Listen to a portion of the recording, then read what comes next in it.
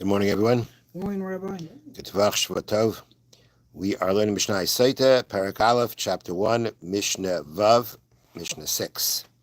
Okay, continuing with the process of bringing the woman to the Beis HaMikdash and the process of degrading her, embarrassing her, so that she should admit if she's guilty. So, Haisa Miskasa B'Lavanim. Excuse me.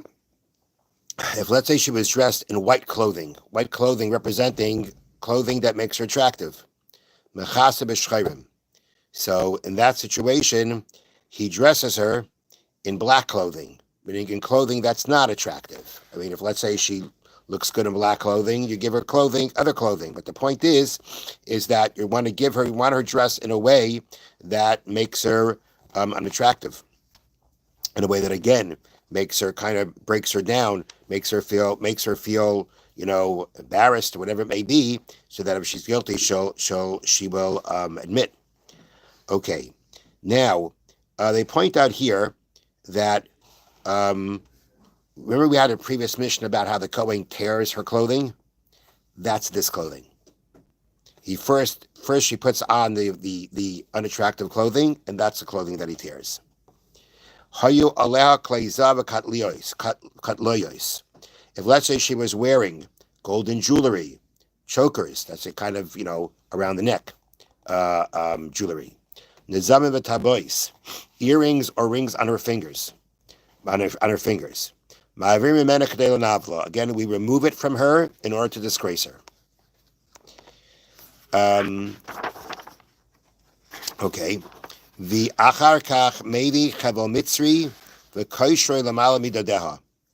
And then after that, they bring what's called an Egyptian rope.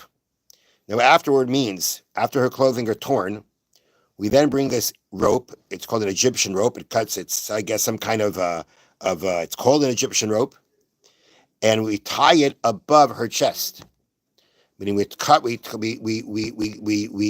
it above her bosom in order to make sure that her clothing doesn't fall down. I mean, he just tore her clothing. So in order to keep the clothing up, they tie a rope around her clothing, basically over her chest. Now, the Mishnah says you bring an Egyptian rope. Why an Egyptian rope? The explanation is an Egyptian rope is chosen because she behaved like the ancient Egyptians, who were known for their immorality. If an Egyptian rope is not available, any other kind of rope may be used. So again, it's all part of the symbolism and the meaning behind what's going on, or the meaning we're trying to impart for what's going on. Now, whoever wants to come and see can come see. That means any man who wishes to come is allowed to come and see what goes on. Again, this will also be part of the process of having her feel disgraced. The people we do not allow to come and observe are her servants or her maidservants. Why? Because she becomes emboldened by seeing them.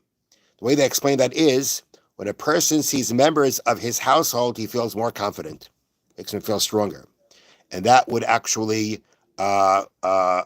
support her to continue to claim that she's innocent, even if she's really not. Now, I just want to point out that we actually mentioned before that members of her family are there. They are there. And there's no mention of them not being there, that they shouldn't be there. We only mention the servants and the maidservants. Family is something that comes along. That's kind of standard. I shouldn't say standard. Family will come along with these kinds of things. But a kind of feeling of being emboldened would come more when you have basically the servants of the house coming. That kind of makes a person feel bolder, stronger, and therefore we're afraid she's not going to admit. Okay. V'chol hanashim mutaris l'raisa. Now, literally translated, it means all women are permitted to come see her. Now, we just mentioned before, the Mishnah says before, anyone who wants to come and see can come see. So what exactly is the Mishnah adding here when it says all women are permitted to come? So therefore, the commentary, the Bartanura brings down that actually women should come. They're obligated to come. It's not just permission for them to come. They're the ones who need to come. They need to see what happened to this woman who strayed. And therefore, any women who are around are obligated to come see it. And What do actually, you mean by around? I mean, you're not going to bring, you can't tell people from coming all over the country to come, but if they're in the area and they know that's going on, they're obligated that's my assumption. If they're in the area and they hear what's going on, they're obligated to come. And actually, they bring down interestingly here in the notes that some say that the Mishnah should be read as follows, meaning we read it as V'chol hanashim mutaros. But the Tiferes Yisrael says that some say the way to read it is V'chol hanashim musreis l'ra'isa, and musreis means are warned. It means they're told to come.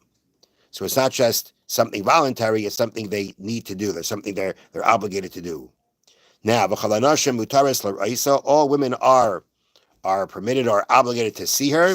Shenamar, as it states, V'niz basru kol hanashim l'ra'isa, and all the women will be frightened and stop doing your acts of immorality.